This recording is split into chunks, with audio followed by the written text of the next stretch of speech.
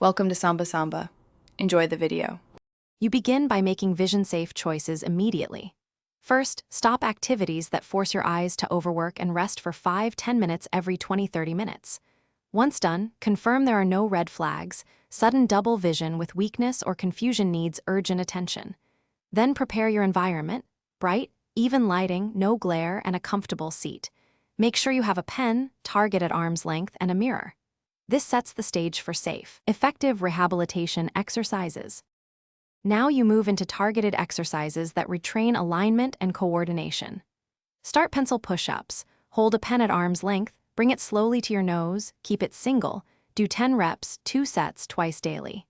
Next, use a Brock string to practice convergence and depth. Spend 5–10 minutes focusing on each bead until the string appears as 2 lines meeting. If one eye suppresses, try alternate occlusion for 30–60 minutes to restore balanced input. Progress gradually and keep a daily log. To finish, you consolidate gains by increasing challenge slowly. Use smaller targets, longer holds, and vary distances over 1–2 weeks. Once comfortable, add head turn or vestibular drills paired with visual focus to integrate balance and eye control. Make sure to track changes daily.